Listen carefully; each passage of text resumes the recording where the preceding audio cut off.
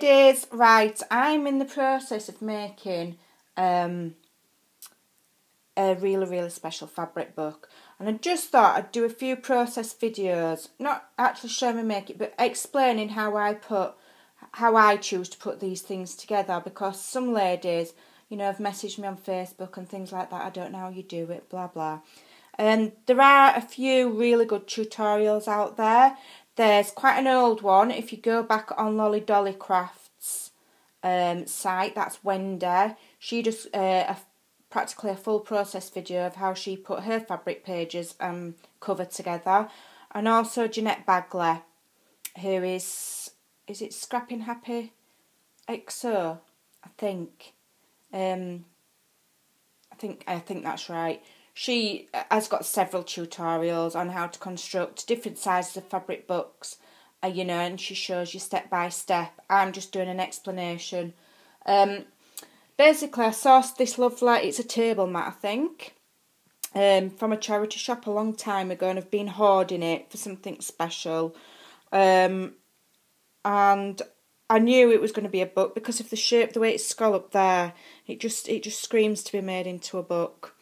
So what I did was, obviously, I've washed it and pressed it, and you can quite easily see a centre line because, you know, the shape of it aids you really. And then what I've done is I have cut, I used some table linen that I got, 2 table napkins, and I did cut them to size. I only had to cut the bottom edge off. And what I've done with those is I've made a sandwich with 2 of those with very, very thin wadding. It's the thinnest one that, I'm sorry if I'm waving, it's this. And that is only the thickness of it, okay? It's extremely cheap. If you live in the UK, go to Dunelm Mills. It's like £1.50 and you get loads. Loads and loads and loads and loads. You could probably source it cheaper online, but I was in Dunelm anyway, so there you go. And it just gives it a bit of padding without it being bulky. Yeah? Because I've also padded the inner page as well. Okay? So I've padded that and I've sewn all the way around with my sewing machine. You could glue it quite easily, glue it with hot glue, so long as you press the hot glue down firmly and spread it out so that it doesn't leave hard lumps. But I mean, you're going to cover the edge up anyway, most likely, with laces and embellishments, so it doesn't really matter. I just like to sew them because I like playing on my sewing machine. And then what I've done, after I've sandwiched them, I have zigzagged all the edges just to make sure it don't fray and fall to pieces, because the lady that's asked me to do this, it's our Melissa Gibson. She wants it as a kind of a memory book, so she wants it to last. And I've padded it because she said she wants to put the stick pins in that people send her. So that's another reason why I've just given it a bit of padding. You don't have to pad them. I just think it helps give a bit of solidness to the book. You could line it with felt as well. That's another way that I've done them. Especially if you're going to put stick pins in. You need something really to put your pins in.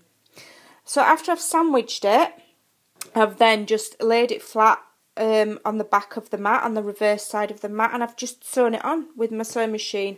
I've used very small stitches, very tiny stitches, so you can't actually see where I've sewn that layer on, because the stitches are so tiny, it doesn't show. Okay. Again, you could quite literally just hot glue that on. Just hot glue. You could have just hot glued it all the way around. It would be fine. And then my centre page, that's gonna be page 1, page 2, 3, 4, and then that's the back. All of those can be decorated, and I've done quite a wide gusset here. This is, the page actually goes to here, and I've sewn a gusset there. Again, I've just sandwiched 2 pieces of lovely material. This is Broderie Anglaise. Actually, Kay gifted me this, and I've been hoarding it for a long time. And again, I've just sandwiched it with the thin wadding, measured it, and you always want your inner pages slightly shorter than the outside of your book. Otherwise, when you shut it, your pages will show. And obviously, you're going to put trims and stuff around, so you want it slightly smaller. I've just got the pages pinned to the main book because I'm going to now, I've sewn a gusset on here, and I'm now going to sew this page piece onto my main piece, and I'm going to follow the gusset lines. So that will then give me a gusset, so that when I mean these pages are pinned, but so that when I open and shut the page, like a book, you know, I've got a gap in the middle so that I've got room for embellishments, so that it's not, so that it sits nicely. And also sewing down there to attach the page to the back will leave me with a spine when the book's closed, and you can embellish it, and it just makes it look better. I mean, this embroidery anglaise, I've just picked it because it's pretty. A lot of it will be covered, but I've also got the added benefit of knowing that if I don't want to completely blather it in lace, I've got a pretty background, so if it shows, it doesn't matter. Okay, and then I have left a gusset, and I've left that for a reason, because I've got a really good idea that I'm going to do, but I'm not going to tell anybody that until the book's done, because it's an idea I've come up with that I haven't seen done before. So you'll have to wait and see until it's finished, because I want to save that right to the end. That's a little added touch that that my bonkers brain has come up with for Mel, for an added special touch, and that's another reason why I've left a wide gusset. So that's quite straightforward, really. Again, you can glue it, you could hand stitch it if you like hand sewing, or you can use your machine. All of these materials, except for this embroidery anglaise, I have bought in charity shops, so I haven't paid a fortune for them, and that is high quality cotton, 100% cotton, table linen, beautiful, and this is cotton as well. So they're very, very good quality. If I was to go and buy that quality of material in a material shop, it would cost me a fortune, which you don't want to be paying when, at the end of the day, it's crafting, you know. So, but go and source your charity shops. It doesn't just have to be vintage fabrics that you're looking for. Buy curtains, buy good quality pillowcases even.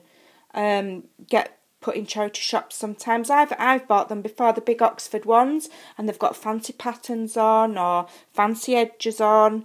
All you've got to do is take them home and bile wash them. And they're fine, and they're good quality materials. So that is the start of the process. I'll do a few more videos showing you some of the processes, and perhaps maybe how I put some embellishments on and things like that. But we'll see how it comes. And the main colours for this are going to be white and blue, because our Mel has asked for blue. So there you go. Right, ladies. I hope that talk through makes perfect sense to you. I think it's quite straightforward. And as I say, I'll keep you updated as I'm going along, and I'm hoping that this will be finished by the end of this week. Right, ladies, thanks for watching. Take care, and I'll see you again soon. Bye for now.